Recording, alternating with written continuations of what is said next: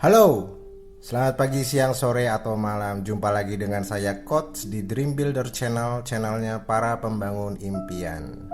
Oke, pada kesempatan kali ini saya akan bercerita tentang sebuah filosofi yang saya ambil dari filosofi hutan bambu.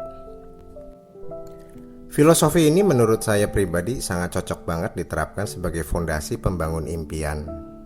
Filosofi ini mengilustrasikan bahwa pertumbuhan kesuksesan tidaklah selalu instan.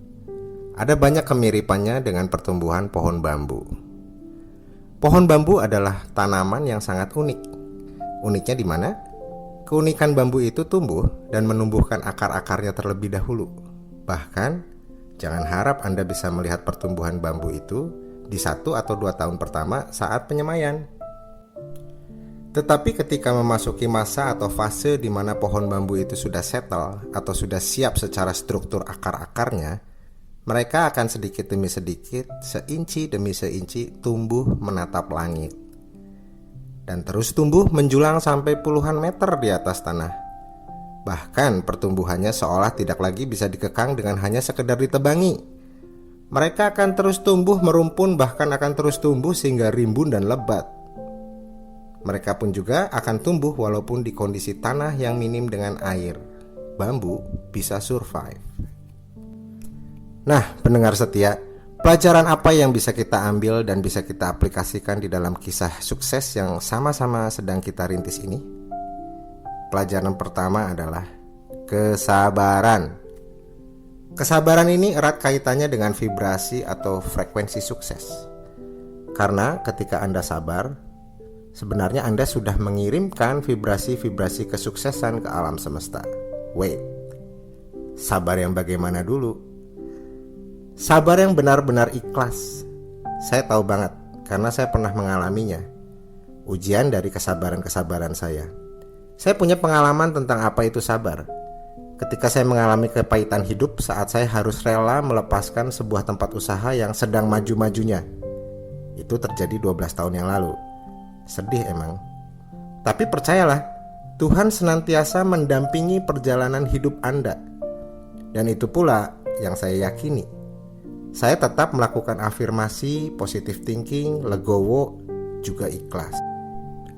Saya menyerahkan sepenuhnya apa yang terjadi pada diri saya dan mengizinkan peranan Tuhan bekerja untuk sesuatu yang saya tidak bisa atasi, untuk sesuatu yang tidak bisa saya lakukan sebagaimana saya seorang manusia biasa. Singkat cerita, 12 tahun kemudian kesabaran itu membuahkan hasil.